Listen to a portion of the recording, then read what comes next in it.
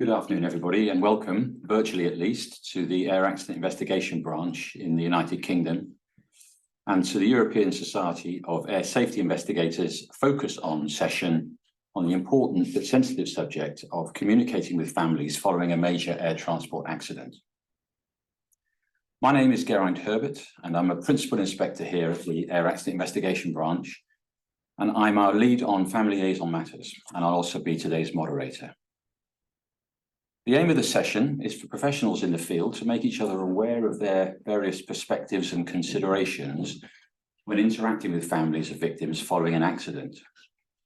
That will help us all to improve our understanding of each other's roles and enable us to deal sensitively with families who are going through a terrible time in their lives. We have a packed programme with a wide scope of topics that should make the session really worthwhile.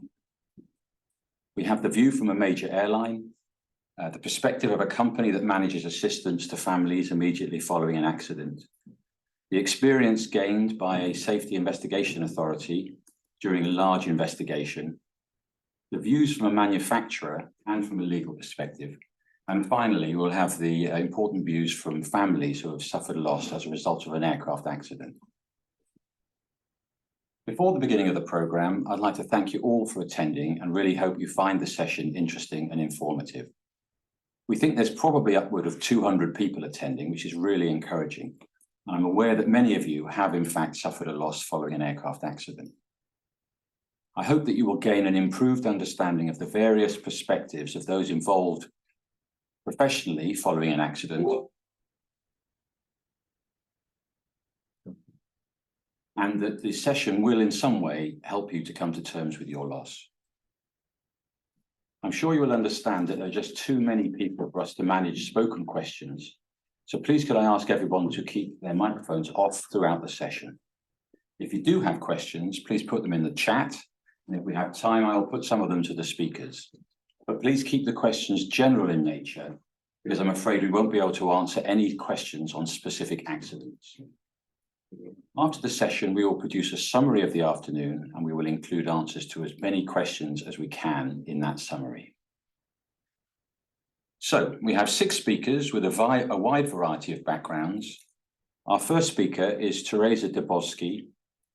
Teresa is a manager of Delta Airlines dealing with emergency planning and operations, and she is going to talk about an operator's actions immediately following an accident and how they provide ongoing support to families. Teresa, when you're ready, over to you. Good morning, everybody, or good afternoon, good day. My name is Teresa Dubowski. I'm with Delta Airlines. I wanted to talk a little bit about how Delta prepares for an aircraft incident or accident and the procedures we do to take care of families involved in such an incident and or any other incident that would require assistance. So Delta Airlines has a care team group of volunteers, which is approximately 2,000 members, and they are all volunteers throughout the world from various backgrounds, nationalities, languages, to help us in the event that there has been an incident and we need to respond to family members of an incident. We also include our joint venture partners, which include Air France and KLM, and they have additional staff that supports us throughout the world. So wherever there may be an incident, we do work as one whole team to go support family members.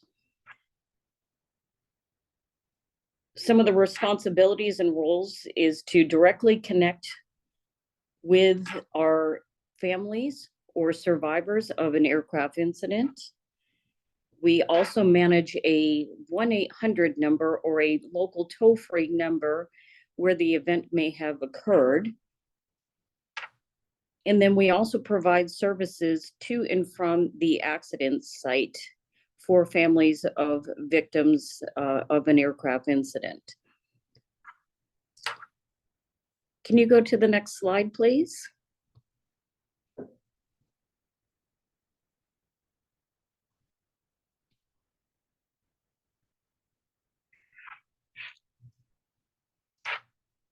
So our care team members, again, are volunteers throughout Delta Airlines, Air France, and KLM.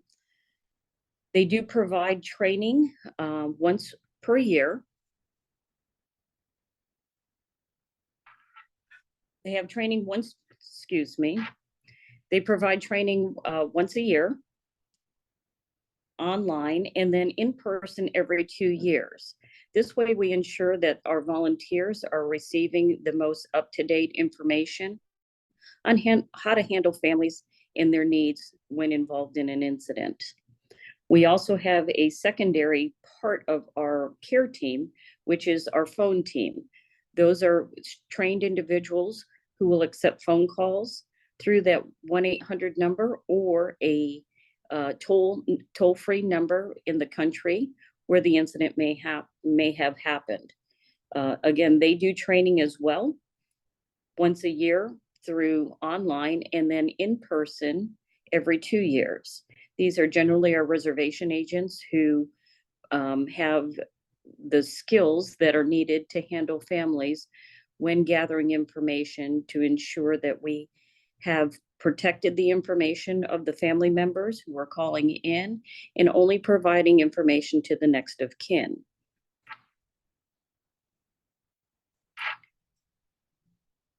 Because we are a US-based carrier, we follow the Federal Family Assistance Plan. This is the legislation provided to us from the National Transportation Safety Board.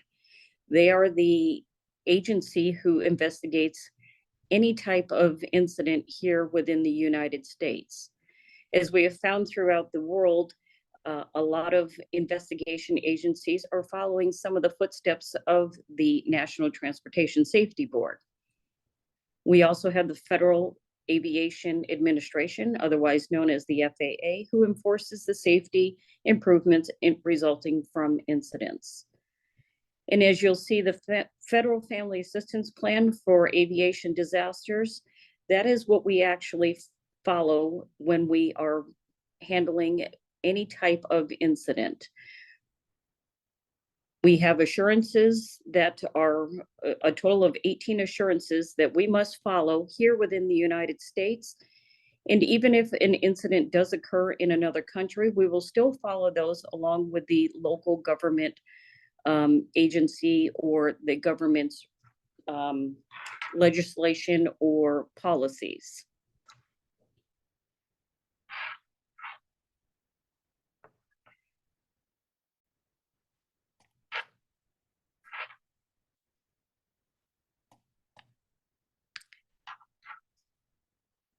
So the total assurances that we have are a total of 18.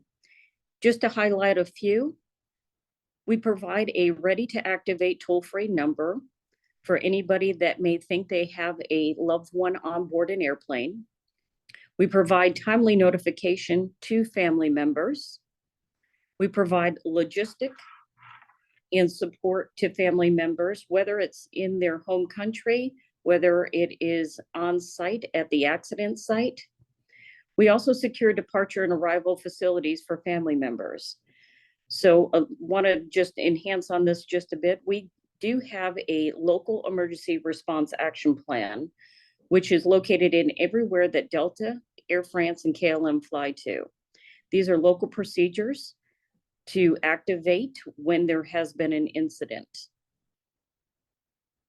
We secure locations for family members to receive updates and briefings.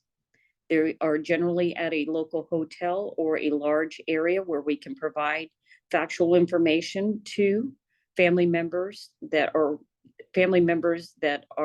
possibly may have somebody on board. We provide a copy of the reconciled passenger manifest. And this is something that each airline has to do, but we do that, and we provide that here in the United States to the NTSB. We provide a preliminary manifest to customers on board to the NTSB within a 1-hour time frame of an incident. And then we do a reconciled passenger manifest within 4 hours. That is the requirement of airlines, that is US-based airlines, as well as any international carrier that flies into the United States. We assist family members with travel to and from the accident site, and that is part of our assurances as an air carrier. We would follow these same procedures again if it was a international, wherever the incident may have occurred.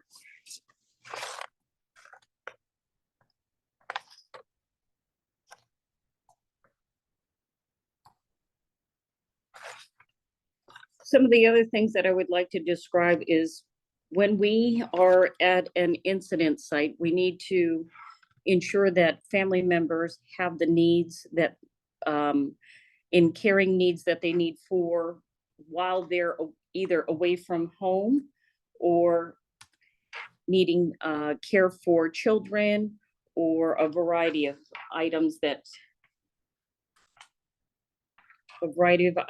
they may need. We continue to do that throughout a time frame when the incident is on site. Generally, we stay on site of the incident site for approximately 2 weeks. Once we have finalized the incident, we will then transition all of our family members over to our phone care team to receive additional assistance throughout the accident investigation and any other items that they may need. And this can continue on for years. Our whole focus is to focus in on our families, in communicating and providing the most up-to-date information to each of them. Some of the things that we do not do as care team members, we do not provide any medical needs. If medical needs are required, we will actually involve a local doctor, but we will gather that assistance. Our whole focus is to take care of you in your immediate needs.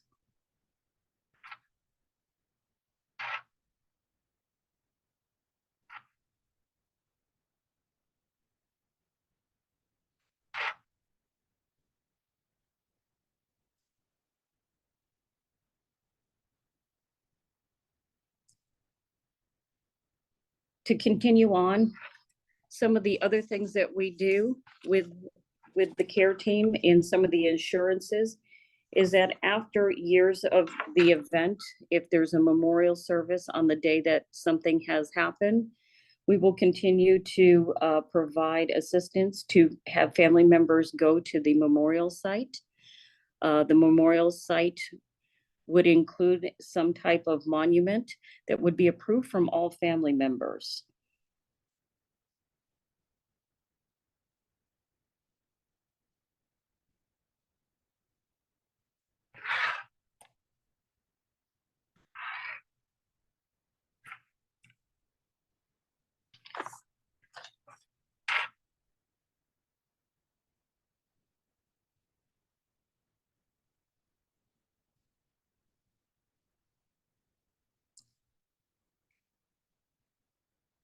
And we want to continue with making sure that during any type of memorial service that we would actually fly the family members to that memorial service, whether it is domestic or international. And we want to make sure that we provide that ongoing care and support to those family members who were involved in any type of incident. I do want to share with you that we do this we are legislated to do all of these things within the United States, but we also do support them throughout the world. Even though certain situations that have occurred in the past in other countries, we were there to support. And specifically, I want to state about Brussels bombings at the airport. Delta Airlines was affected during that time frame. Even though it was not an aircraft incident, Delta Airlines care team members, along with our joint venture partners, Air France and KLM, helped support those family members that were affected by that situation. We supported them with care and logistical support to support them during their time of need. We will do this throughout the world, depending on what actually has happened, but our main goal is to ensure that we provide the care in need for our customers who were affected by a situation.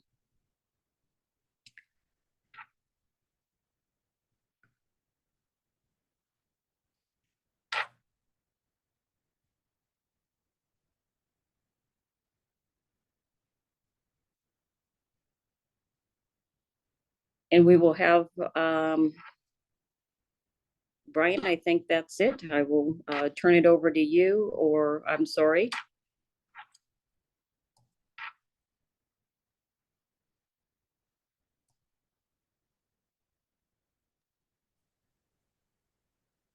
Teresa, thank you very much for that very interesting presentation. And I think we have got time for a couple of questions which have come through. One of the questions is whether the service for the passenger assistance that's being provided by those 2,000 volunteer staff that I think you mentioned, are they providing that exclusively for Delta? And you mentioned Air France, I think, and KLM, will they provide assistance to other airlines? So we do have mutual agreements with other carriers within what we call our SkyTeam partnership. Those services are offered to them with a phone call to our headquarters, and we will support them. So we have SkyTeam partnerships throughout the world, depending on where you are, but we do provide them. We do provide services to Air France, KLM, and Delta specifically, and then carriers within our SkyTeam partnership, we also support them as well. In the past, we have helped support other carriers within the United States, not so much internationally, but within the United States. We would provide them support if needed, but it will definitely have to be asked, and we would help support in the best way that we can. Thanks. So that was going to be one of my questions. So you do provide reciprocal support for your sort of for SkyTeam airlines operating within the United States, should they need that? Yeah, United States as well as other countries. One of the questions is, you mentioned you had the family assistance plan, and that you'd follow it. It's a US requirement, but you'd follow it overseas as well as local procedures. Do you find worldwide whether there are many states which have got their plans to the same sort of depth and as the family assistance plan in the United States? Would it be helpful if they did? That would be, and that's very interesting, because we've just recently seen some states follow the ICAO requirements, and that is a requirement for a family assistance plan throughout the world. Not every state has it, but we do follow as best as we can. Most recently, Nigeria has asked us for our family assistance plan and how we would support family members in Nigeria, as well as Korea just recently sent it as well. So the ICAO is actually trying to ensure that every state does have a family assistance plan. I think the most robust, yes, is in the United States. I think South America has followed quickly behind that, as well as the EMEA region. They do have that support in making sure that each carrier does have a family assistance plan to support families during any type of emergency or incident. Thank you. And just, I think, one final question. I'm not sure if you answered this or not, but I think the question really is around How soon do you think, let's say following an accident, let's say in Europe, how soon do you think you'd be making first contact with the families of the passengers involved? So within 1 hour, we do set up the toll-free number or within that country to start taking in information. Because we have 1 hour to get the manifest to the NTSB, we will start, that's just a preliminary. It's not confirmed, but as we gather information through our phone call center care team, we will make that as quickly as possible once we can verify that that family member is a true family member. But there's a whole back end process that we're able to do to start reaching out. But as we gather the information, one thing that I want to, that is very important that I could share probably on here, as family members are traveling or you're traveling domestically or internationally, making sure we have a emergency contact information. I think that's one of our biggest struggles, is trying to locate a family member.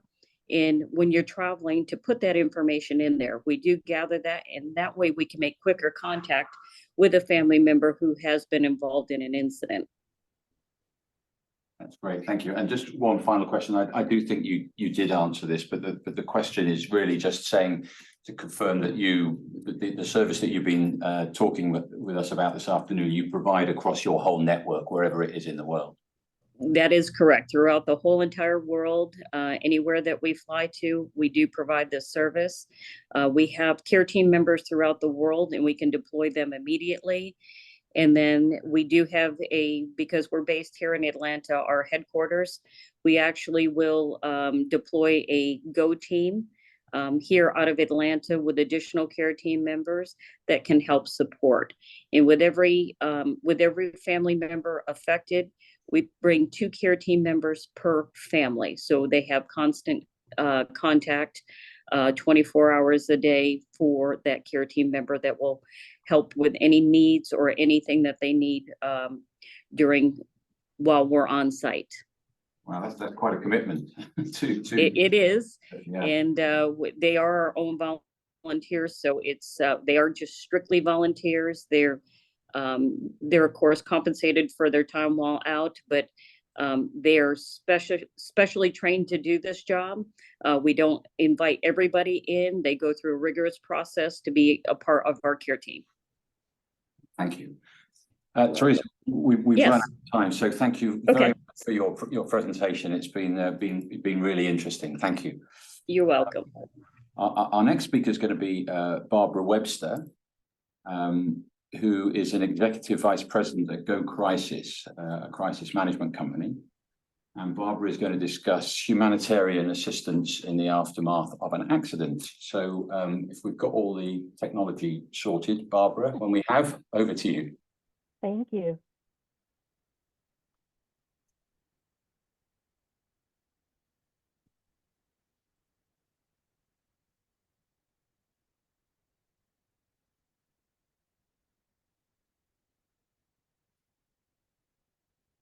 Are you able to bring up the presentation? We're just there in a minute. Could we ask those of you who are not presenting to make sure that your videos are turned off, please? Thank you. Right, we're there. Thank you.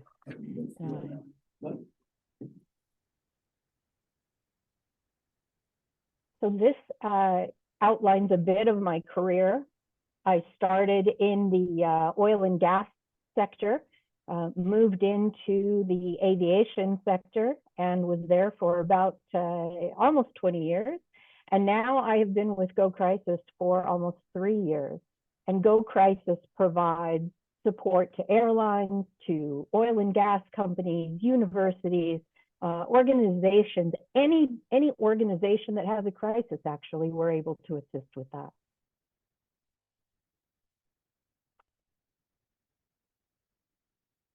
There we go. Oops. We need to go back there. So as any family will tell you, communication is vital in a crisis. And so these are some of the areas in which we can assist. there aren't a lot of airlines that have the robust program that Delta Airlines has. To have 2,000 care team members is huge. And they have been doing this and doing it very well for many years. And unfortunately, a number of airlines that are now in business don't have that luxury of having enough people to be able to create their own teams and provide those types of crisis services. And that's why organizations such as my own is so vital when it comes to supporting those airlines and those businesses that don't necessarily have the robust response teams that a Delta Airlines would. So certainly if anything happens, you have to have the immediacy of letting people know and communicating with one another. So some of the areas in which we help are those immediate crisis communications. We help train your spokespeople. We help provide an executive strategy in how to communicate. We make sure that we train you in the difference between what a media briefing is like versus speaking to families versus speaking to your own staff. As we all know, social media is 24/7 and there's no stopping it. There's no control of the media. So it's important that you have a plan that will allow you to communicate effectively and also to be able to monitor all of those social media channels that are out there. We assist you with key messages, frequently asked questions, and making sure that all of your communications, whether they're internal, external, to people that are directly affected, are in line with one another and that they're in keeping with what the regulatory requirements are for the investigative agencies. So one of the ways we do that is through a contact center. This used to be called a call center, but it's no longer just phone calls. People want to communicate in all various types of mediums. So certainly social media, some want email, some want text, some want WhatsApp. And I know for a lot of the IT professionals, that makes them cringe because there are a lot of things that are not necessarily secure. But in terms of communicating with families, you sometimes have to weigh the risks versus the benefit to the families that are using that or that require it. So we assist in setting up those toll-free numbers that Teresa had mentioned earlier for companies that don't necessarily have those capabilities. We can set up the toll-free numbers internationally and or domestically. We assist with those multi-channel communications. So again, sending text messages, making sure emails go out, communicating via phone, however people want to communicate with us. We can make outbound contact calls, but we can also receive inbound calls. We immediately set up our first tier level, which is a virtual platform. From there, if it looks like the call volumes are increasing, we have a 24-seat hardened call center that we bring in agents. And if we require further assistance, we can go up to 2,000 agents. So it could be for potentially a city or even a country if they're in trouble. We can assist in that regard. Also, the ability to have multi-languages. We have a provider that assists us called Language Line, but within our own company, we can speak at least 87 different languages. Language Line brings us up to another 200. So we do our best to communicate in the languages that people need. And then we can also do a reconciliation of missing persons. For those of you that perhaps use Facebook, you've seen the Mark Yourself Safe on Facebook. Well, we have the ability to put out a website page where people can actually register themselves as being safe, or their loved ones could also register their loved ones as being missing, and we can help to reunify and reconcile those missing persons together behind the scenes. Humanitarian assistance, though, is certainly the heart of what we do. We make sure that all of that information that Teresa had shared about caring for family members is able to be used by the world in terms of their businesses and their needs. So when it comes to setting up a family assistance center, we can assist with that. We don't want to take over. What we do is we can provide as much or as little support as is necessary of our clients. We again provide that linguistic support, but also cultural support as well. We too have trained care team members throughout the world. They undergo online and in-person training annually through a number of different modules. We also provide the security and access control to a family assistance center. We assist with the coordination of all of the briefings and interviews that have to take place. For those of you that are family members that have been through this, you already understand the importance of receiving information in a very timely manner. And so we want to make sure that it's delivered appropriately by the appropriate individuals involved, and then also the ones that are conducting the interviews, that they have some sort of background in empathy and care when they're delivering some very difficult messages to families.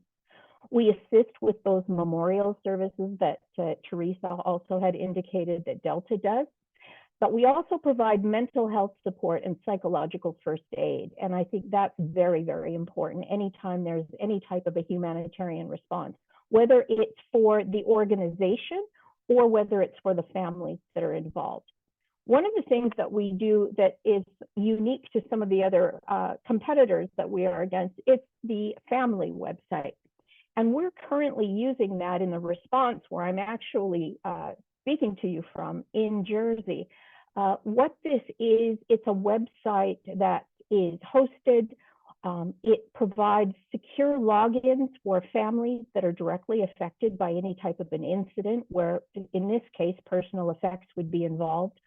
That allows them to enter a site where the information is specific to them.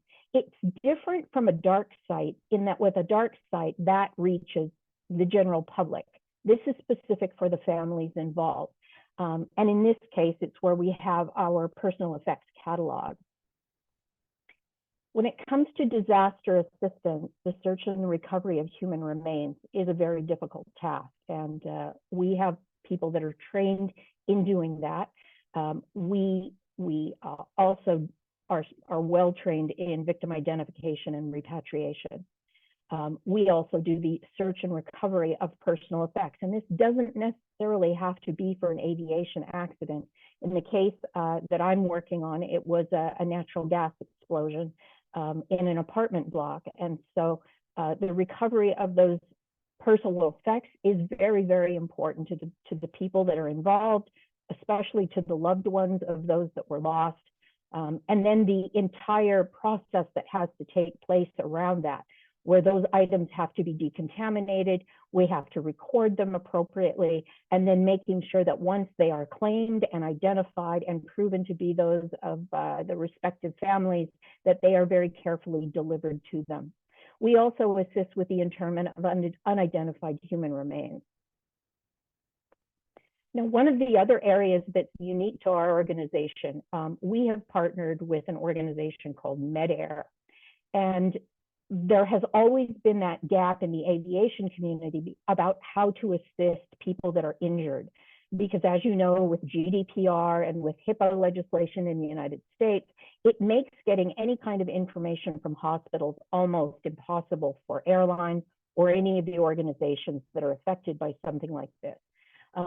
What MedAir does is they have doctors, and those doctors communicate with medical doctors that are involved at the hospitals where people are taken.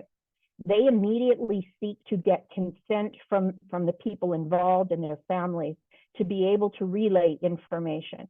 Is it going to work all the time? I don't know. But in terms of having another tool to use to try to provide additional information to families, I think this is something that was much needed in the process of a family assistance response. They also provide the ongoing patient tracking. If somebody has sustained significant burns, they will ensure that they are either supported by ground transport or medical flight evacuation to a burn center at that point. And then making sure that they have ongoing communications with the patient care.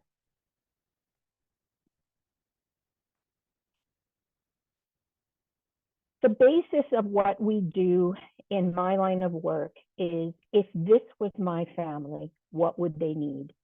And we tell all of our clients that if you keep the people that are most effective in the forefront of your mind with every type of strategic, tactical, or communications decision, you will be doing the right thing.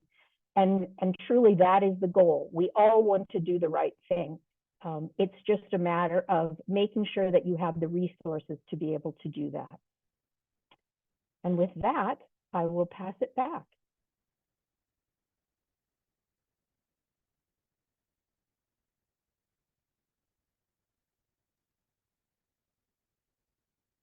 Barbara, thank you. Thank you very much for that presentation. I've got a couple of questions here. In one of your slides, you were talking about family assistance centres. Yes. And one of the things you talked about there was coordination of briefings. That's one of the things that you would provide at the family assistance centre. I mean, this question actually comes from me, really, because we've got a responsibility to provide information to families about the state of the investigation. So would your sort of organisation be amenable to someone like us using you as a doorway, if you like, to try and brief the families? Because it's very difficult for us to reach such a number of families in an effective way. Mm-hmm. That's absolutely right. And because it's that unified messaging that has to take place. So there would be organizations at a family assistance center that would be involved possibly in the identification of human remains, the investigation itself, and you would have all of the heads of those agencies be the ones to address the families, and you do that as a group. What we don't want to do is get into areas in which we have no expertise. We want the experts to be able to address the families personally. And so it's important that we coordinate all of that messaging. And as you know, with investigations, there are certain things that you're unable to say. You can't speculate, you can't talk about certain areas. And so it's very important that you are well aware of who the investigating authority is, what the parameters are around what can and cannot be said at that time, and allow them to make those statements so that you don't have to worry about that. Thank you. Along the same lines, actually, you mentioned you have a family website. So the question is that open for a lengthy period? And again, for a similar sort of question from us, would that be a way that we could deposit statements or information that we wanted to promulgate to a wide number of families once they've dispersed back home? That's exactly right. And we are using it not specifically for that, for the investigation piece, but in terms of what we're doing right now, we're using that for the personal effects catalog. And the family members have loved ones all around the world. So it allows them to view that information in a time zone that's appropriate for them. It also provides the ability for the organization to see who has accessed the website, what they've looked at there. So it allows you to know that your message is reaching the right people as well. So yes, that website can be used for as long as is necessary. Thank you. I'm not sure if we've got another question coming in. Yes, we do have one that's coming just now.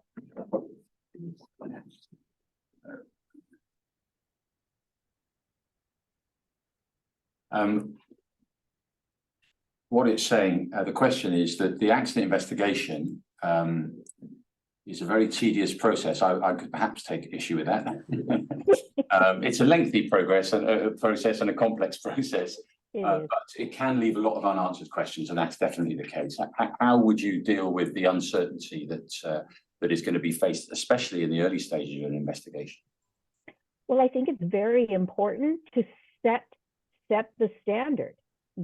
provide that level of expectation, because so many people are used to watching crime dramas on TV where everything is resolved within 60 minutes. You have to be upfront and you have to be transparent and honest and tell people that this is going to take a long time, and that when any information is known that can be shared, it should be shared immediately and appropriately with all parties. So it's about setting the standard that that you're going to have going forward. And I think the being open and honest with families is key. I completely agree. Barbara, thank you very much for your time. We've run out of time now, so we'll have to move on, but thank you very much. Thank you. Excellent. So the next presenter then is Zara Vanoy, who is the communications coordinator and spokesperson at the Dutch Safety Board during their investigation into the loss of Malaysia Airlines flight MH17, which was shot down over Ukraine in 2014. And she's going to talk to us about how a state and a state investigation authority, safety investigation authority, should communicate with families after an accident. Welcome, Sarah. Well, thank you for having me. I am Sarah Vanoy. Until 4 years ago, I was responsible for the communication and media relations with the Dutch Safety Board. And in this role, together with the communication department, we were fully concerned with the MH17 investigation. And communicating with the relatives was also a part of this responsibility, but was fully carried within the whole Dutch Safety Board. The whole organization was fully engaged with this responsibility to inform and involve the relatives as much as possible. So next slide, please.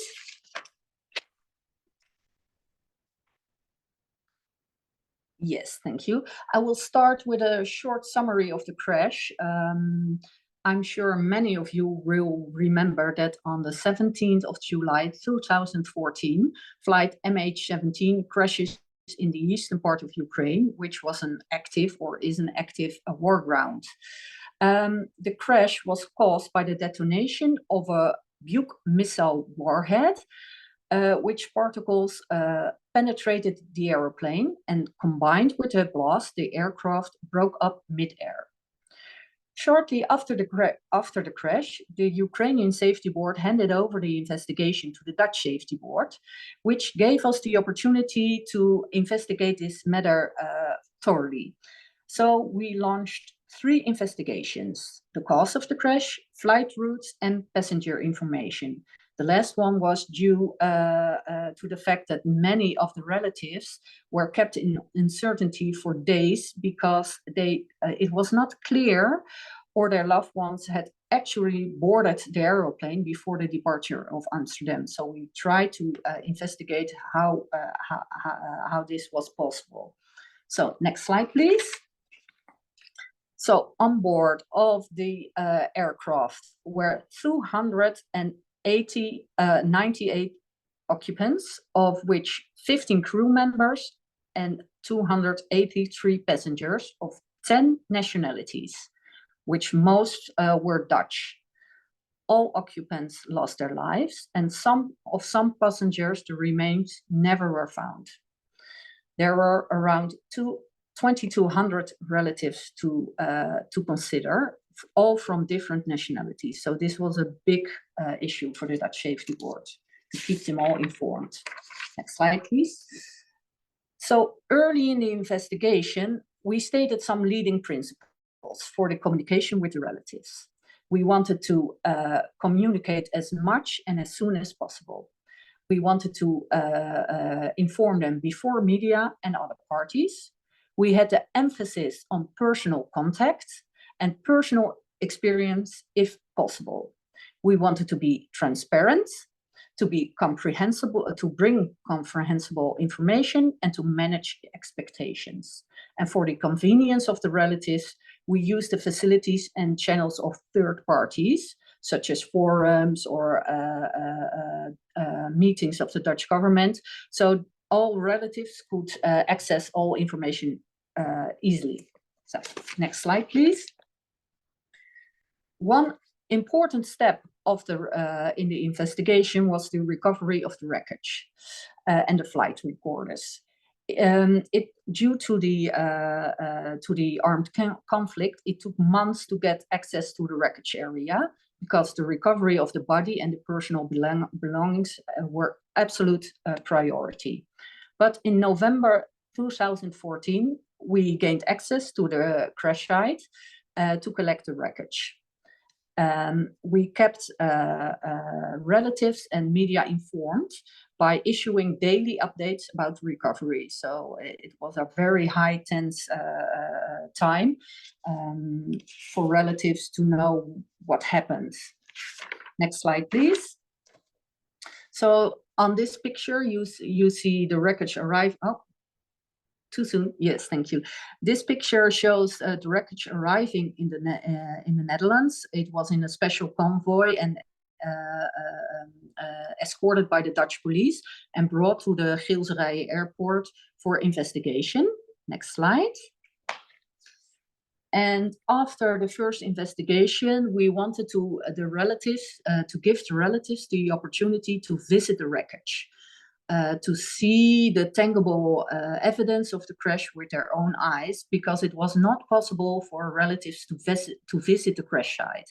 So for many relatives, this was the first time they could, they were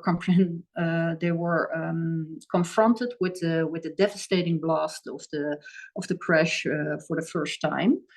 And especially the shed with the burnt wreckage was impressive due to the smell and to the blackened debris. It was very impressive for the relatives.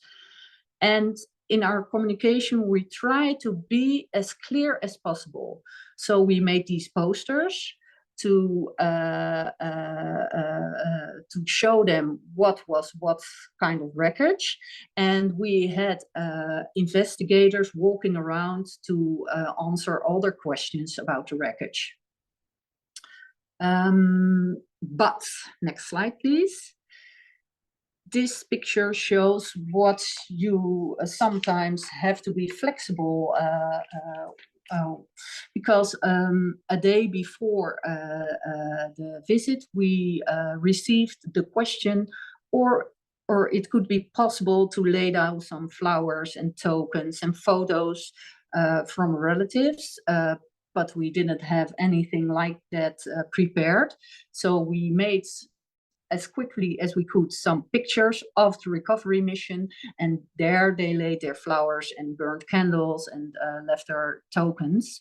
But this also posed the question that after the visit of the relatives, we had all these cards and tokens lying around, and we didn't want to throw them away.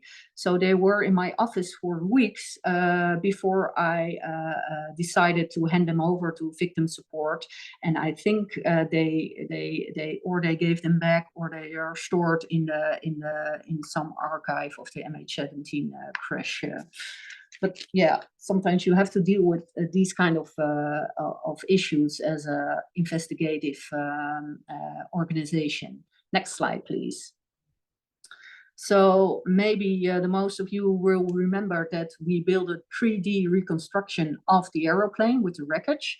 This was for investigation reasons mainly, but it was also a very powerful way to show the relatives and the world what happened to the aeroplane, to see it with their own eyes.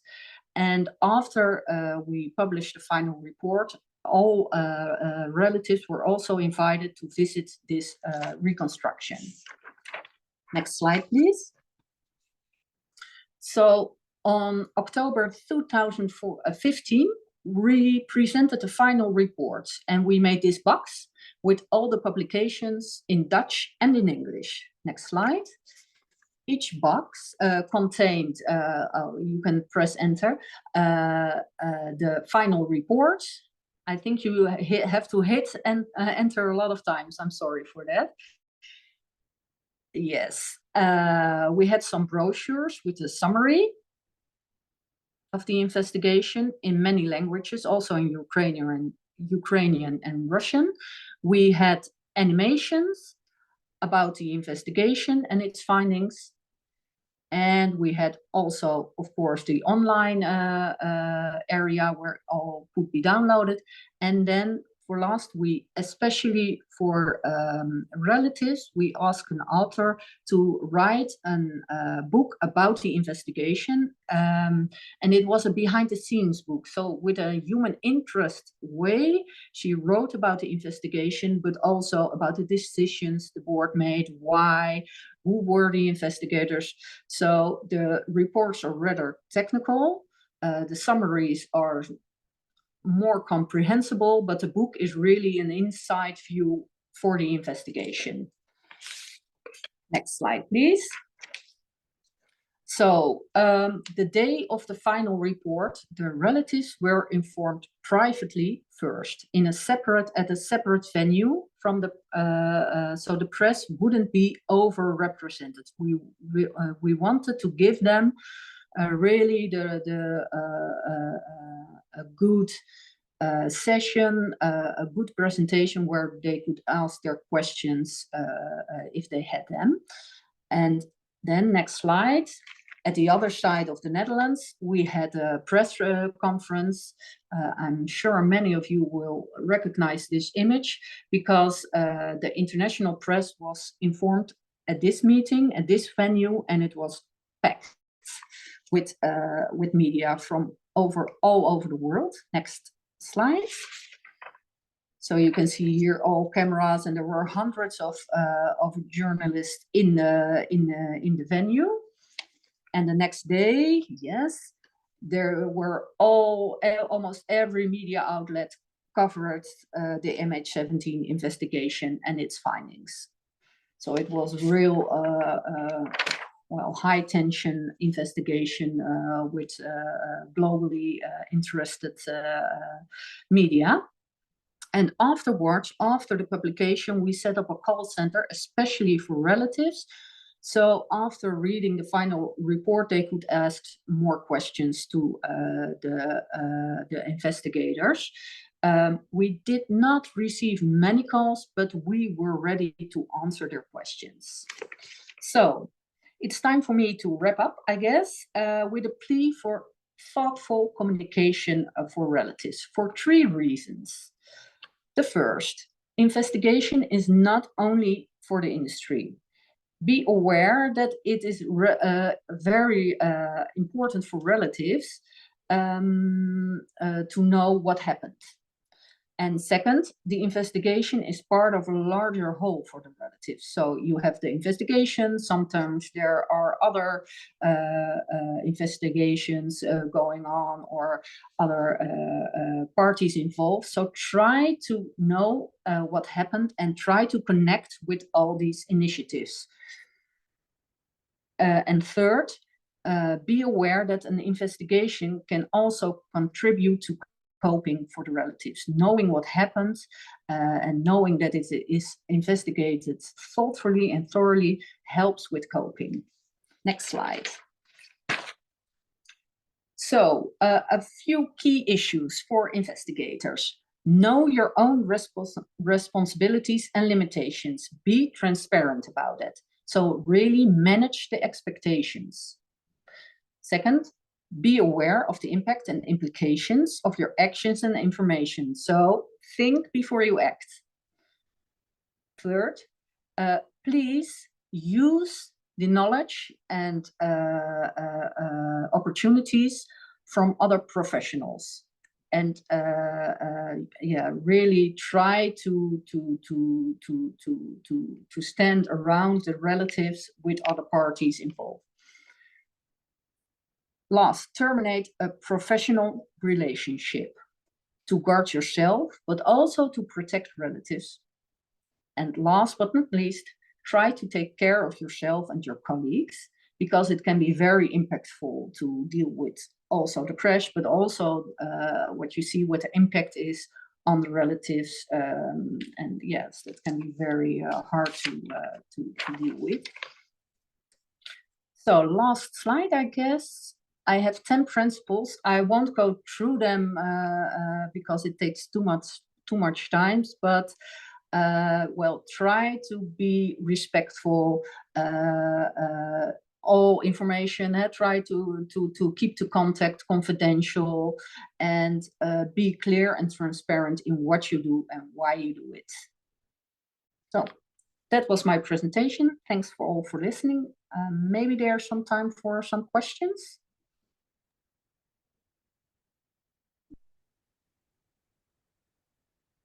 Excellent, Sarah. Thank you very much for that really valuable insight into something I think most of us hope we won't have to deal with, because it was a very calm and interesting presentation, but I'm sure there was a lot of frantic activity going on in the background with all of this.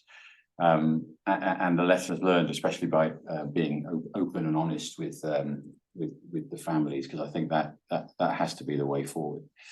Absolutely. Questions. You showed us at the beginning your communication strategy, and you were saying that you need to get information to the families early and before the information goes to the general public. Did you find your strategy worked well, or were there any major difficulties in doing that?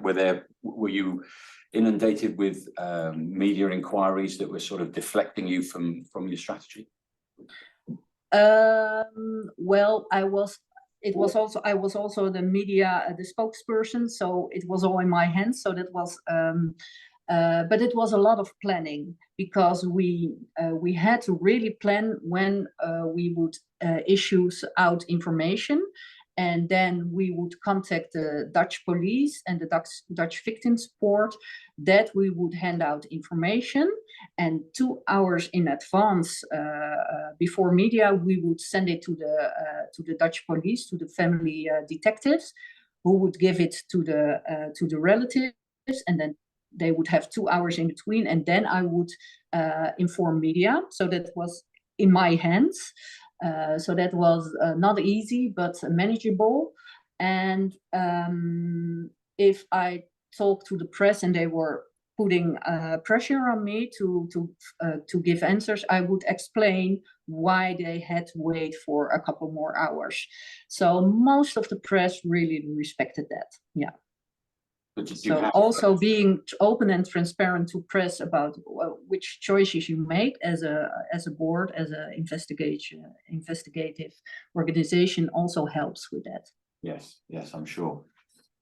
We have a question here. If someone is interested in buying the book, is it available? Who wrote it? How would they get a copy of that? We only issued it to relatives, and I don't know, because I left the board 3 years ago. I don't know, or they still have it available, because we only issued it to relatives, and it was never in the shops or so.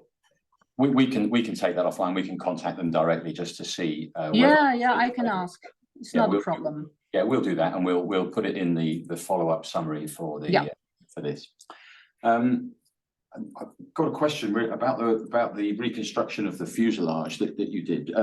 Is it still there, and is it perhaps being used as evidence in relation to any criminal inquiry? Because you're probably aware that we had the wreckage from Lockerbie, did a similar reconstruction, and it was here for quite a few years until the possibility of criminal action receded. And I'm wondering if you're in the same position. Yes, it's still in Gilserijen Airport, because it was used in the criminal investigation also, and in the court. But I did not hear what will happen to it. I don't know, or they made the choice yet what will happen with the reconstruction. So. And thank you. And one final question, because I was interested that on the sort of the fact that you translated at least some of the report into different languages. So how many languages did you translate it into? And did you translate the full report, or is it just a summary? And did you put a statement there that was saying that despite all these translations, the authoritative report is the one in the Dutch language? Yes. To start with your last question, yes, we did that. That the Dutch language was leading, or the Dutch report was leading. We issued the full report so there were 3 reports and 1 report about the investigation. We issued those 4 final reports in Dutch and English. And we had the animation and the brochure with the summary of the investigation. We had it also issued in Ukrainian and Russian language because of the area the aeroplane crashed. So people concerning, we wanted to offer all the information for the countries involved also in their language. Excellent. Well, Sarah, thank you once again for your time. Very, very interesting. And we have now run out of time, so thank you very much. You're welcome. Thank you. Excellent. So our next presenter then is Albert Uderos, who is an accident and incident investigator working for Airbus. So we have a manufacturer's perspective, which he will now talk to you about. Welcome, Albert. Thank you very much, and good morning, good afternoon, good evening to all. As the previous speakers have highlighted, the people who have been affected by an accident expect to receive answers to the questions that are: what happened, why did it happen, and how will the industry prevent such a tragedy from happening again? And answering these questions is the priority of all the ones who are involved in the investigations, manufacturer included. At Airbus, supporting this objective has always been our deepest wish, but the protocols, the regulation, the practices today prevent it. The manufacturer must comply with the confidentiality of the investigation, and at the same time must comply with the secrecy of the instruction, the legal proceedings. In other words, the recommendation, the ICAO Annex 13 recommendation, the regulation 996 in Europe, and other local requirements prevent us from contributing to the communication effort. On the other hand, the operator, as we have been explained just before, are contractually and even intimately contributing to this communication with the families, with the victims, since the triggering of the assistance program. So this establishes a strong imbalance between the operator and the manufacturer. While the operator stands by the families throughout these processes, the investigation and the inquiry, the encounters with the manufacturer often happen late in the context of legal proceedings. So comparatively, the manufacturer may appear arrogant as not willing to discuss or to support. It is a fact that the empathy, the sense of responsibility, and the ethical values of the manufacturer are hardly visible to the ones who have been affected by the accident. But know that we do care. And again, I repeat, our deepest wish is to contribute to the communication effort. So therefore, why not reflect on the imbalance between the operator and the manufacturer? And also, why not facilitate the encounters between the victims, their families, and the manufacturer at an earlier stage in the course of the investigation? At Airbus, we have had a few opportunities to establish direct contact with the families and with the victims. This happened during public hearings that are organized by the National Transportation Safety Board of the United States, during which the families are invited.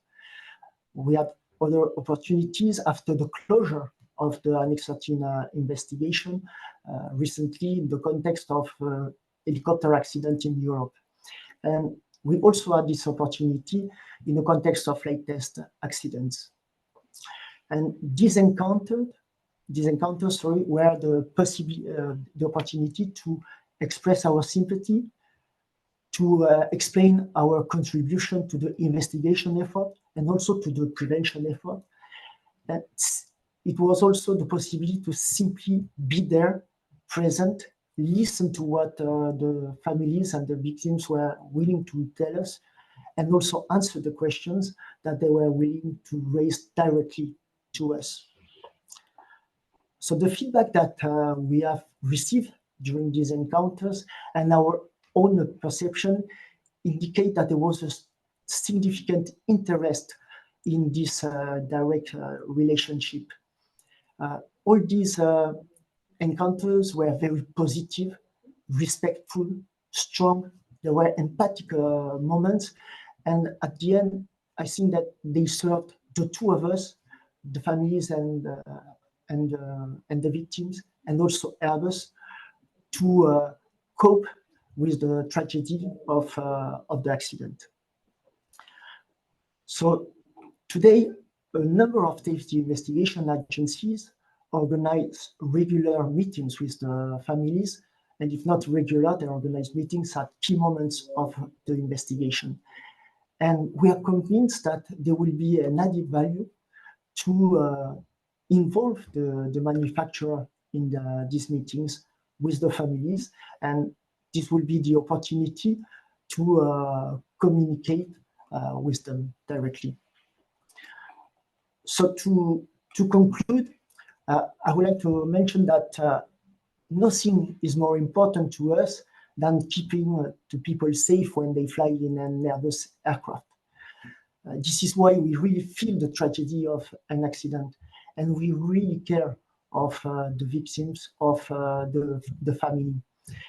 We believe that there will be a significant interest in establishing a strong direct relationship between the operator and the manufacturer, and we believe that this could take place during the events that are organized by the safety investigation authorities.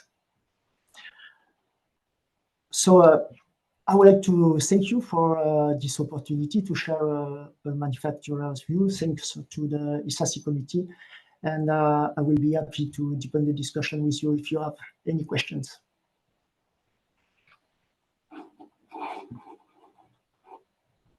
Thank you very much, Albert. Yes, I can see that the manufacturer is in a difficult position, especially in the early stages of an investigation, when it's not really known why something happened. But there's definitely the interests of the manufacturer and the relatives are definitely aligned in trying to find out what went wrong, so that the lesson can be learned and the product itself, that the safety can be assured. And just I guess for those people who didn't know, we in a safety investigation authority do work very closely with the manufacturers as part of our investigation, and they always provide their full cooperation in trying to get to the bottom of what happened. We don't actually have any, no, that's the previous one. We don't actually have any questions, Albert. So thank you very much for your contribution. Thanks to everyone. Thank you. Thank you.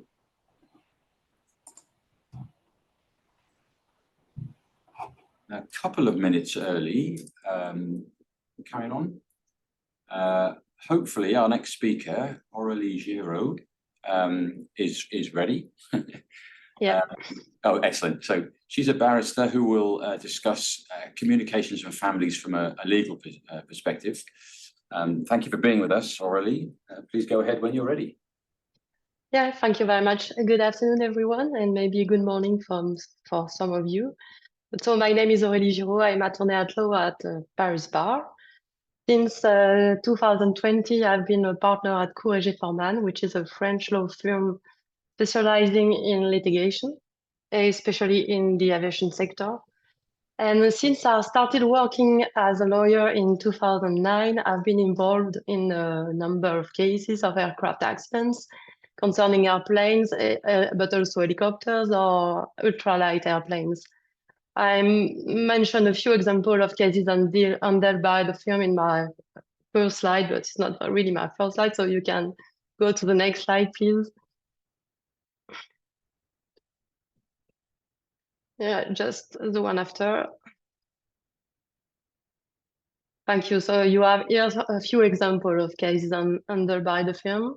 In France, such as the Concorde case in 2000, or abroad, or in international waters too, for instance, the accident of the 447 of Air France. I am honored to be with you today. I'm very happy to have the opportunity to address the legal perspective of this subject and to share my experience with you. First of all, I'd like to say a few words about the legal framework to give an overview of the rules. There are not many that govern assistance and communications to families both internationally and at European level. I also briefly mentioned the French legal framework, and then I'd like to talk about more practical issues, example of issues I've encountered as a lawyer. The main concerns of families seeking our assistance, how things worked in practice, and the actions that must be taken, some of them quickly to safeguard family rights. So you can go to the next slide, please, because I can't. Next, and the next. Thank you. So regarding the rules at international level, maybe you can pass the next slide because we have, okay, thank you. Assistance to families is mainly covered by ICAO Annex 9 facilitation, and more especially by Article, by Article 841 to 848. It's not the good slide, we have to just be more. Thank you. Until 2022, the main purpose of this article was to facilitate the entry of families into the territory of the states of the accident occurred. It was pointed out in 2016 through an assembly resolution that ICAO policy should be more than that, and as also ensure that the physical and spiritual well-being of victims and their families are considered. In 2019, a new assembly resolution urged member states to implement all the provisions of Annex 9. And in 2022, the recommended practice, the 846, has become a new standard. States have now to establish legislation, regulations, or policies in support of assistance to victims and their families. This is a very broad obligation, and concrete aspect as covered in 2 manuals dedicated to the development of these family assistance plans. And maybe just one interesting comment here, just to note that it has been pointed out during the first symposium dedicated to this subject organized by ICAO in 2021 and hosted by Spain, that a lot of states are not yet legislation in place. At the European level now, next slide, please. The relevant text regarding assistance to victims and families is the Regulation 996 of 20 October 2010. This text also requires member states to establish an emergency plan. However, there is no harmonized framework regarding how to implement this emergency plan. If the EU regulation refers to the ICAO manuals, member states are indeed free to decide the modalities. And the only specific obligation in EU regulation is for air carriers, because they must produce as soon as possible, and at the last time within 2 hours of the notification of an accident, a validated list of all persons on board. We have, moreover, European level 2 important rules regarding the causes of the crash. EU regulation specifically provides that the SIA should forward various information to the victims and their relatives before making it public. And the name of the passenger should not be disclosed to the press and media before it has been communicated to the families. We have an example in France where failure to comply with this kind of obligation resulted in damages. You probably all remember the West Caribbean accident that occurred in 2005. Just for a reminder, it was a charter flight from Panama City to Fort-de-France, and the plane operated by West Caribbean Airways crashed in Venezuela. This was before EU Regulation 996 came into force, but under pressure from the president of the Martinique Regional Council, the names of the victims were revealed very late to the families at the airport and in the presence of the media. It was extremely brutal for the families. 15 years later, the Court of Fort-de-France considered that the amount of moral damages awarded to one of the relatives could be increased due to the distress caused by the absence of information other than on TV about the circumstances of the crash, but also the identities of the victims. Next slide, please. Yes, in France now, just a few words, very briefly. We have in France since 2017 an official guide from the French Ministry of Justice on assistance to victims and families of victims of collective accidents. This official guide includes aircraft accidents and describes the rules if the accident occurred on national territory or if the accident occurred abroad. If the accident occurred on national territory, a strategic committee comprising the local state authority and judicial authorities should meet within 2 or 3 days of the accident. This committee has to gather initial information, identify all the actors involved, and define the most appropriate way to take care of the families and keep them informed. If the accident occurred abroad, we have in France a crisis unit that must be organized within the competent branch of the Ministry of Foreign Affairs, and who is in charge of contacting the competent authorities abroad, and who is responsible for ensuring the safety of victims and informing them and the families. Moreover, whether the accident takes place in France or abroad, information meetings must be organized with families as quickly as possible. The first information meeting must be organized within the first 2 days to inform families about the first data available. And a second information meeting must then be held as soon as possible by the judicial authorities to inform the families of the progress made with the identification, for example, of the bodies, the judicial investigation, and any arrangement put in place by the carriers involved. In some cases, this kind of meeting may also bring together other actors. For instance, following the crash of the Boeing 747 of TWA on 1996, during a flight from New York to Paris, there is 45 French passengers on board.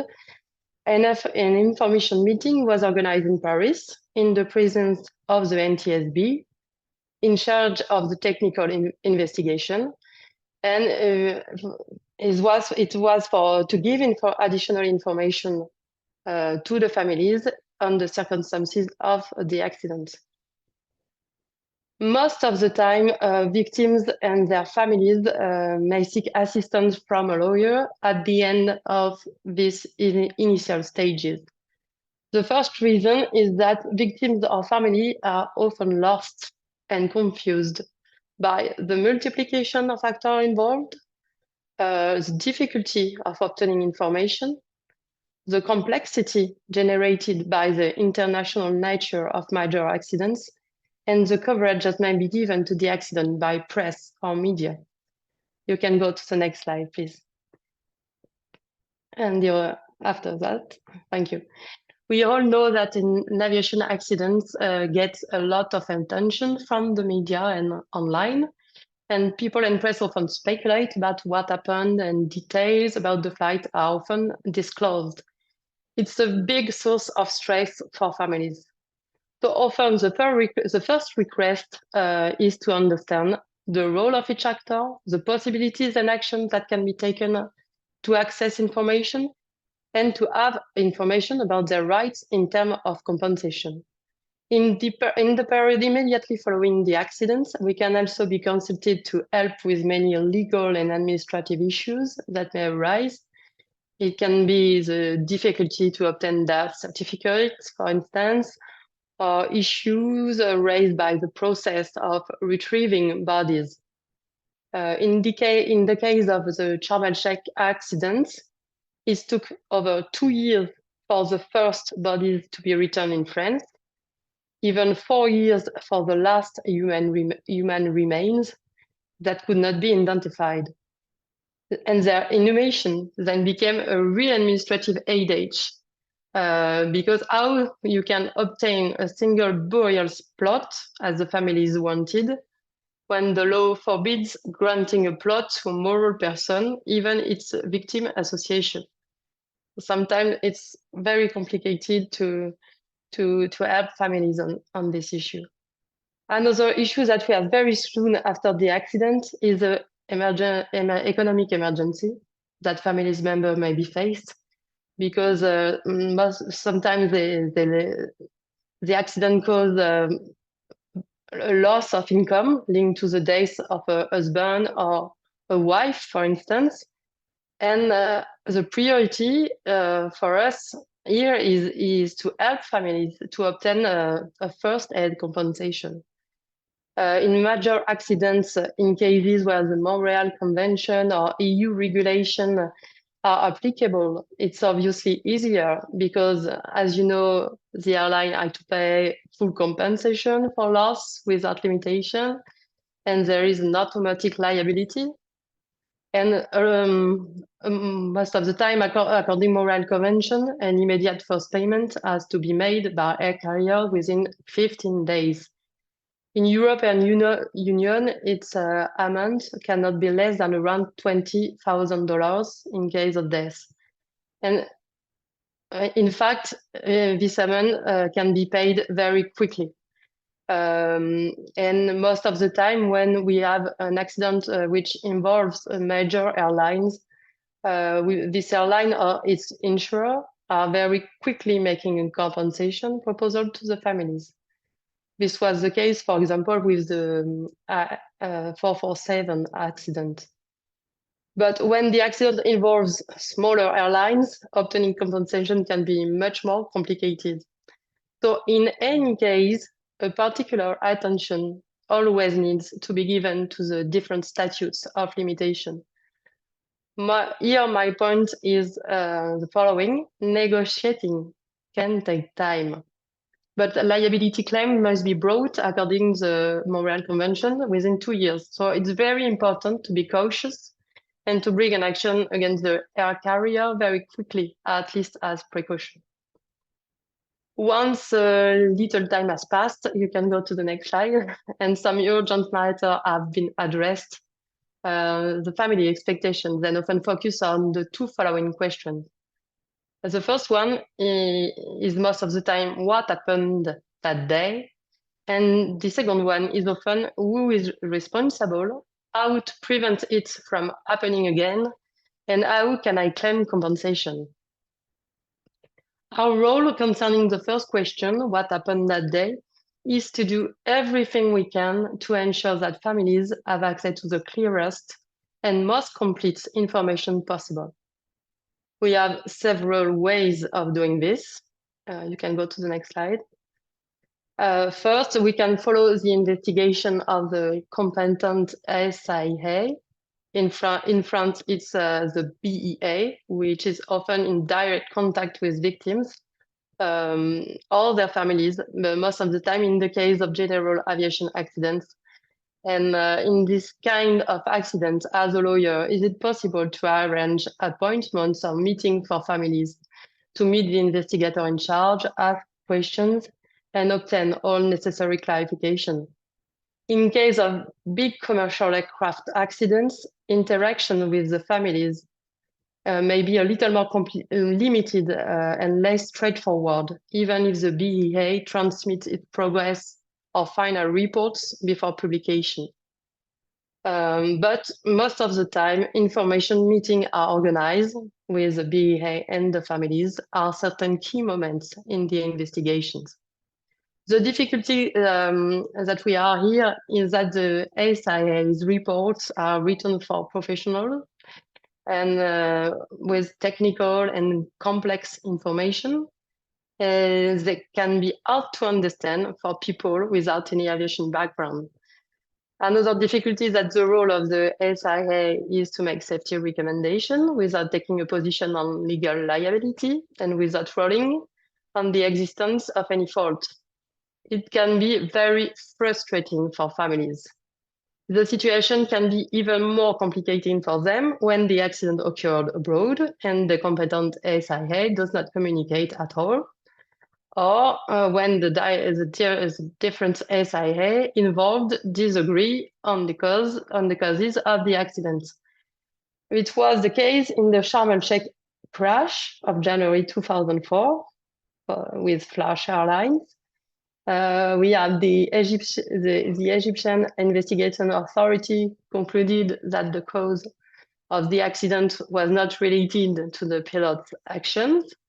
But in the same time, we have the French chief investigator implicated the pilots, contradicting the Egyptian investigation report. So this kind of situation is very difficult for families to handle.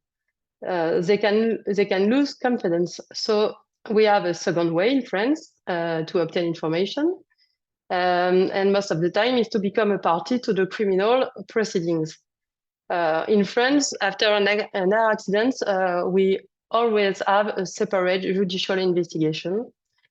As part of these investigations, one or several experts are appointed by the investigative judge to issue a report on the causes of the accidents. Unlike the SIA reports, these reports consider the faults and responsibilities of the various actors involved. The difficulty is that they are sometimes contradictory to the conclusion of the technical investigators, or even contradictory to each other when second opinion is requested. And when the accident occurred abroad, it can be also difficult for the judge to obtain the needed information. This is why in some cases in France, we have some families who have decided to ask themselves independent experts and to communicate their report to the investigative judge in the hope of helping investigation. We will see how it works. We don't have the answer yet. After considering the causes of the accident, you can go to the next slide. The next concern of the family is usually the following: who is responsible, how to prevent it from happening again, how I can claim compensation against the airline or any third party. Obviously, if compensation was not already obtained through settlements. This could be the subject of a whole speech, so I'll just say a few words and highlight three main topics. The first is that most of the times families have a choice between criminal proceedings and civil proceedings for recognition of responsibilities. The choice between the two will often depend on the outcome of the criminal proceedings and also on whether or not the families have already received compensation. Indeed, in French law, case law considers that the criminal courts do not have jurisdiction to order an air carrier to pay damages to victims of transport accidents. So if you want to bring a claim against the air carrier, we have to go before the civil judge. Second topic, when families decide to bring civil actions against the air carrier or any third party, is to choose the right forum to bring the claim. It's very easy to choose France because there is a large choice of French fora according to French law. Moreover, there is no dismissal of forum non-convenience grounds possible. It's not the same in the US, for instance. A good example is the one given to us by the West Caribbean crash, where passenger compensation claims were brought before the US District Court in Florida against a Newark corporation as a contracting carrier. But the district court dismissed the claims on the basis of forum non-convenience, considering that balance of interest linked the litigation to France. So we don't have this kind of decision in France. The last topic I will mention, I would like to mention briefly, is that since 2018, families of victims can be compensated for the emotional distress caused by the time during which they were left without information about the fate of their loved one who were on board. I mentioned the references of the decision in my slide. This is a short and quick overview. A lot more could be said. Maybe two final words to conclude. Air accident cases are always particular cases with high emotional stakes and very specific legal issues. Pain and legitimate expectations of the families must be heard and handled by people who have a deep knowledge of the very specific rules applicable in this field. It's my opinion. And because we are a team, I wanted to thank the member of my team who helped me to prepare this presentation. And in particular, Iris Urban, who is here with us today. We will both try to answer your question if you have any. But maybe by writing, I don't know, because I see that I was a little long, so I don't know. Aurélie, thank you so much for your presentation. I think we can squeeze a question or two in. Thank you. I'm going to read this one because I'm afraid I don't really understand it, but it says in international bylaws, is it a common practice for insurance companies to obtain release and discharge agreements before making payment or compensation? Does that make sense to you, that question? Maybe I can, Iris, I'm Aurélie's colleague, if I can jump in.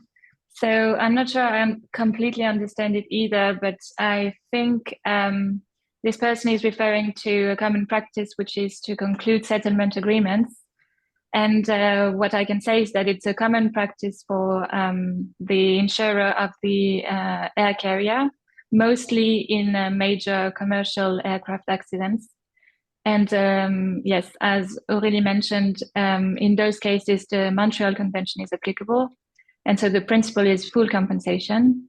But often the insurers of air carriers will quickly try to settle with the families.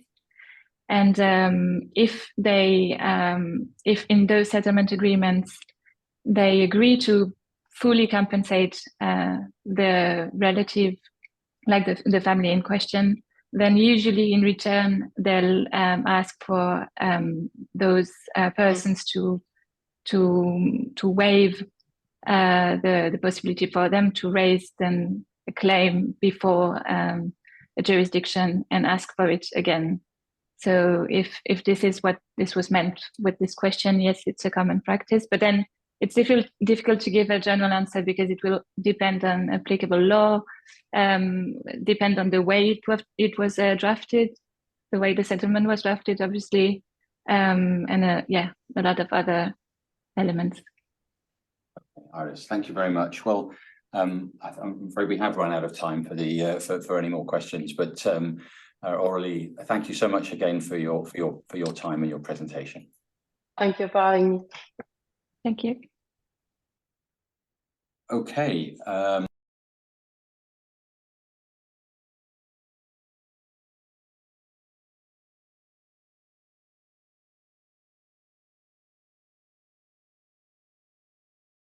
What's up? Something wrong? He is muted.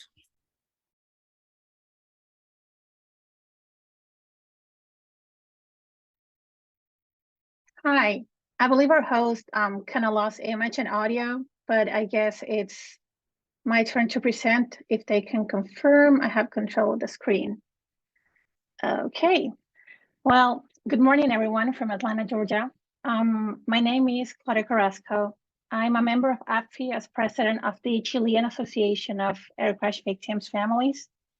I am here today representing Ms. Pilar Vera. She's the chairwoman and founder of Air Crash Victims' Families Federation International in this session. This presentation is quite different from what you've seen today, and it is a unique perspective with no precedents.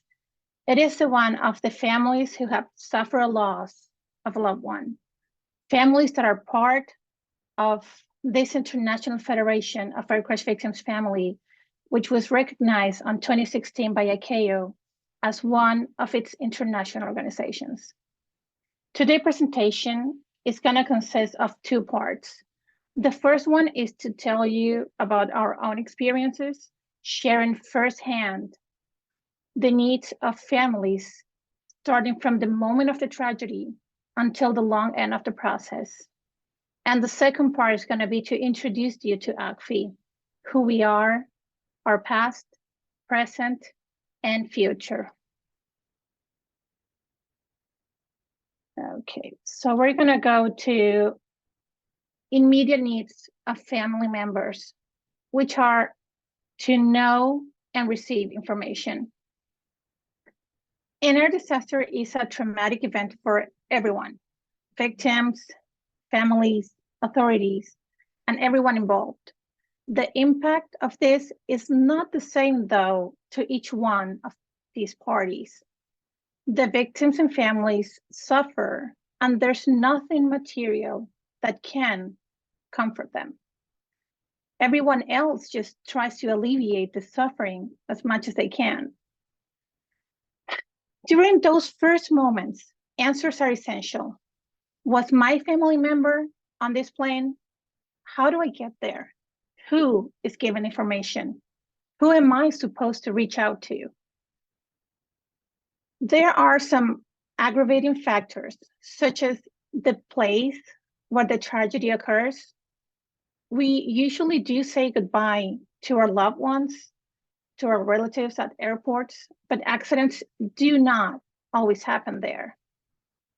Unify the emergency management between the agents involved, which are authorities, airlines, airports, state media, is essential during the first moments of the disaster. Now, moving on to what do we expect? Well, the passenger manifest in these modern times should not be delayed.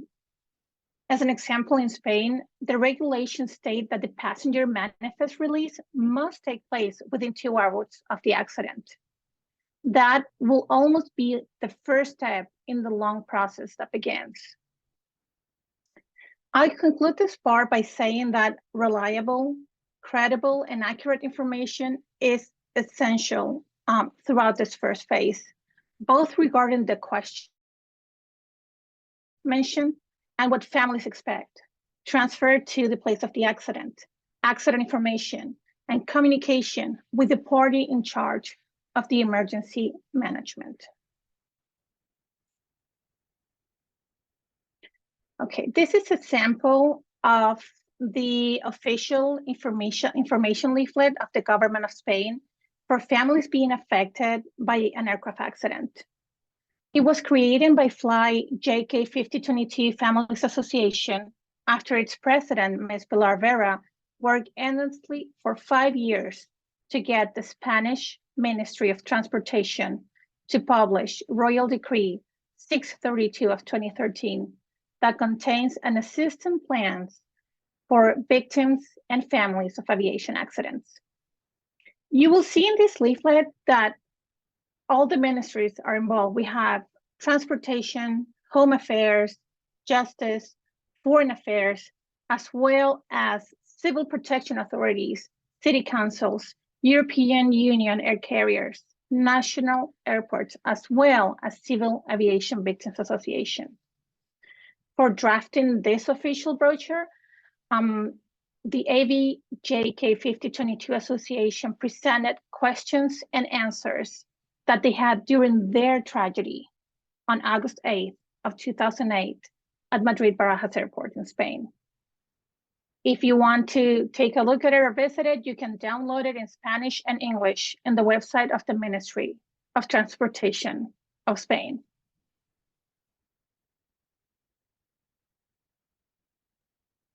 Okay, we go to what families expect. Once all the first needs have been met, some questions keep going inside our minds. Why did our relatives die? What caused their death? What went wrong? Why didn't they or we protect them? A few organizations in the world really have independent, professional, and transparent investigation authorities. Answers to this question mentioned not only alleviates the pain and suffering of those affected by these tragedies, but also increases public trust and credibility on those responsible for an official air crash investigation. Finding the cause of these accidents will prevent the death of more innocent people in the future due to the same or similar errors or causes that must be corrected by civil aviation organizations involved in the accident. ACFI currently promotes internationally that ICAO, through various working papers presented on General Assemblies, approves essential and specific requirements for the investigation authorities of its 193 member states to implement them in their systems to ensure that all investigations are carried out independently, transparently, professionally, and rigorously. To add more, for recommendations in the final reports of aircraft accidents to be followed, the final report must meet these requirements to gain not just credibility, but also respect. From who? Not only affected family members, but of all of the agents and organizations involved in air transportation, as well as professionals and youth. If the reports are not done right, no one will follow its recommendations and lives will be lost again.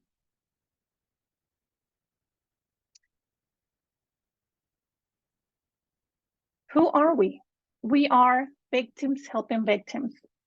ACFI was born in July of 2015 from the determination and initiative of Ms. Pilar Vera, who is, as I mentioned before, also president of the Association of People Affected by Flight JK 5022, created after the air disaster of this flight that occurred on August 20th of 2008 in Madrid, where sadly 154 people lost their lives and 18 survived.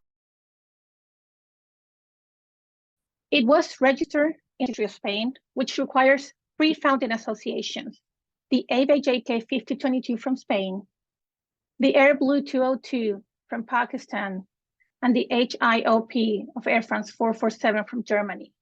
Some of their members are here today. ACFI also has two types of members. The first ones are victims associations and victims of aircraft accident who cannot be associated from all over the world, and also member friends who are not relatives of victims, but who defend the same purpose as those affected. Ms. Pilar Vera was elected chairwoman of ACFI when it started in 2015, and she continues being re-elected anonymously within its member from associations and victims of 5 different continents.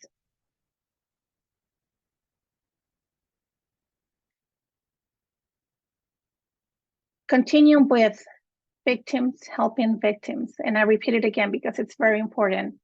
This is our main purpose, because nothing we do today or will do in the future will benefit any of the ACFI member victims associations. It was not until 2001 that ICAO, the United Nations agency in charge of civil aviation, created in Chicago in 1944, dealt with passengers who became victims when their flights did not reach their final destination. However, by this year, which is 2001, all agents, including the 193 member states that were part of international civil aviation, were represented. Professionals, groups, insurers, different organizations and entities, all were represented, but the families of air crash victims. How was everyone going to know the needs, experiences, and knowledge of victims' relatives if they didn't have a voice there? That is why Ms. Pilar Vera decided to create an international federation of air crash victims to be the one and only voice of victims in this international civil aviation organization, to deliver all the knowledge and wisdom obtained among all of its members and bring, with no mediators, what guides us from generosity and effort. We work in the memory of our loved ones for the safety of the living.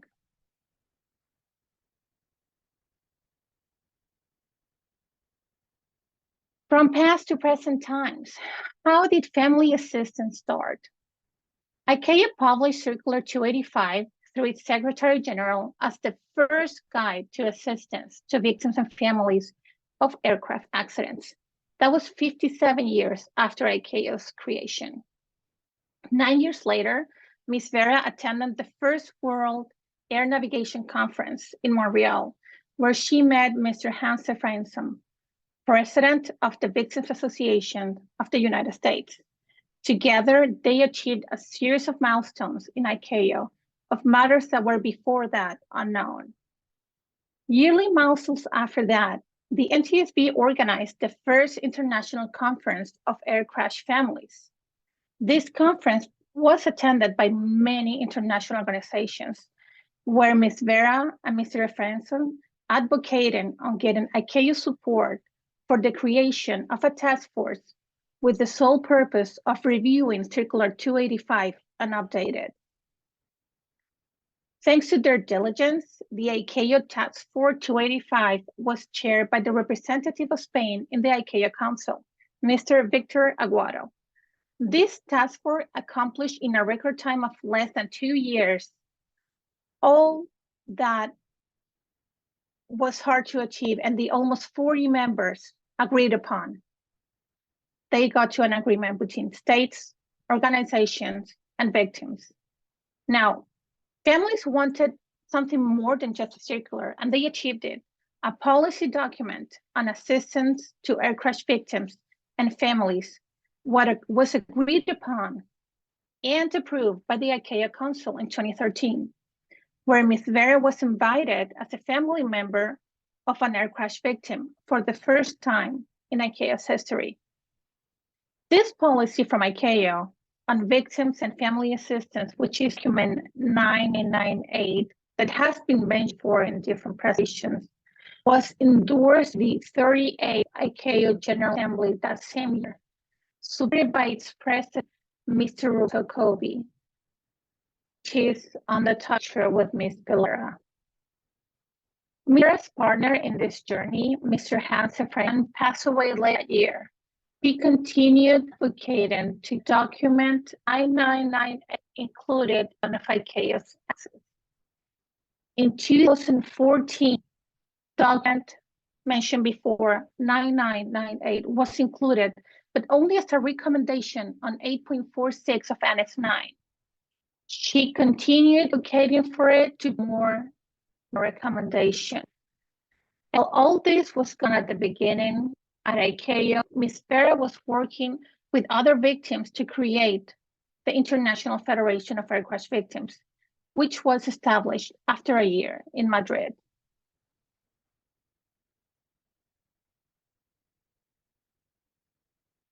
The work that initially started with 2 relatives of victims really began in 2010, but the Federation was born in 2015 as the result of Ms. Vera's determination to create an organization that brings together people who shares the same objectives and can contribute to the work that she had been doing.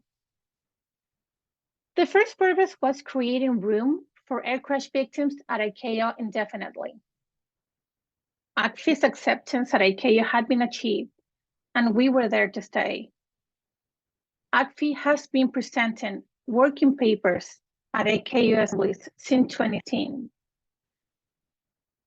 As some of you know, general assemblies are carried out every 3 years, where we have proposed progress, improvements, sometimes even first-time initiatives to issues that, according to what we've been, lack support. As an example, we have increased the facilitation channel to transfer recommendation 8.47 regarding document 998, which is the policy and assistance to aircraft accident victims and their fleets. Standard 8.47, which happened last year. It took 8 years. At the same time, we've been working on systematic awareness of the 193 ICAO member states and their organizations regarding this document 9998 for implementation in their internal regulations. The recognition of ACFI's work is of vital importance, and therefore we have constantly encouraged ICAO to host parallel conferences during its international events regarding assistance to victims and families, which have been conducted in different occasions.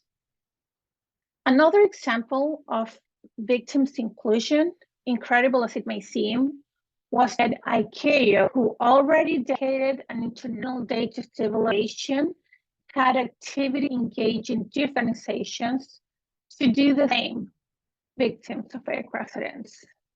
In 2019, through work and determination, SVERA achieved 2 historic objectives.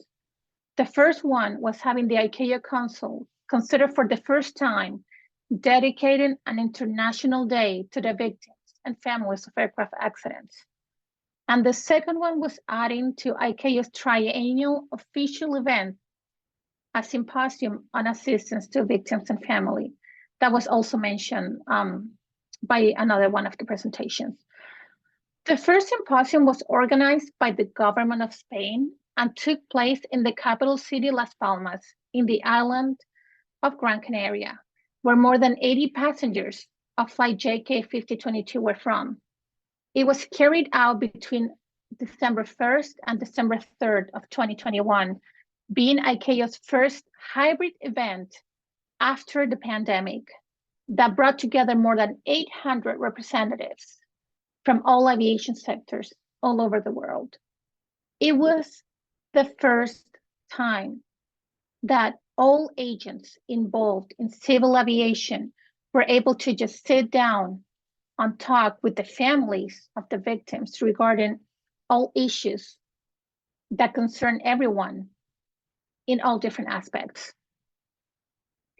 This event led to 30 conclusions, all included in Working Paper 21 of the 41st ICAO General Assembly and presented by its council last year, all regarding air crash victims and their families.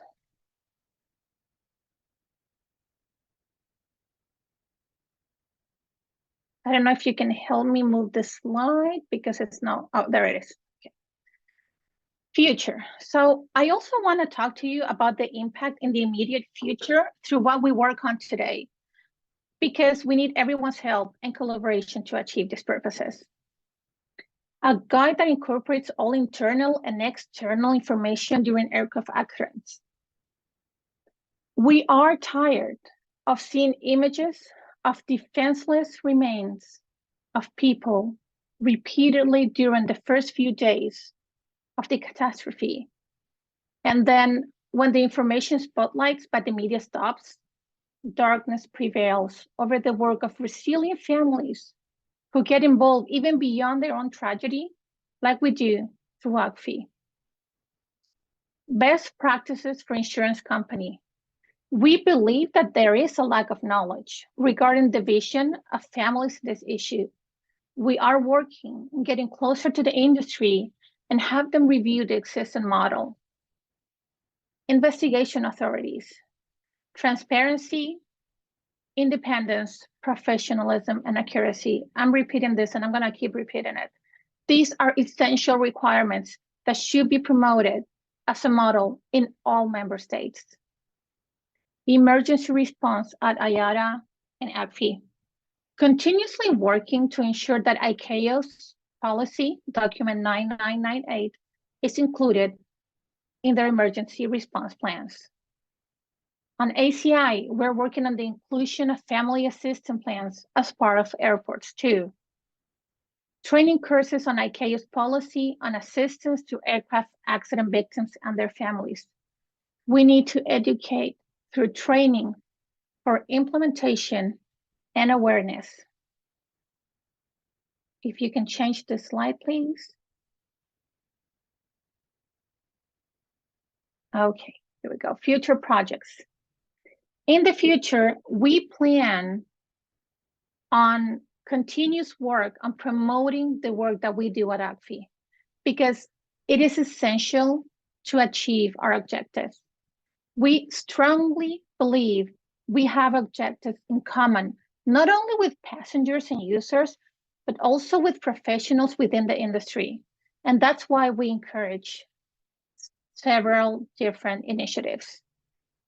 Building relationships with universities and entities within the aviation sector to fulfill our goals and deliver information. Promoting and collaborating with all organizations in the aviation sector. The only way to work alongside in the face of an air disaster. Cooperating with other international organizations, such as this session here today.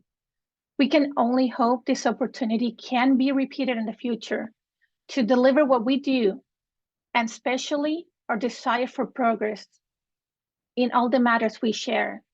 Consider it will have an impact on everyone, both professionally and as human beings. IPACs at ICAO. This is a project where we have high hopes for, since it will give a boost to ICAO's victims assistance policy through training, implementation, and awareness. Events of all types, congresses, seminars, conferences.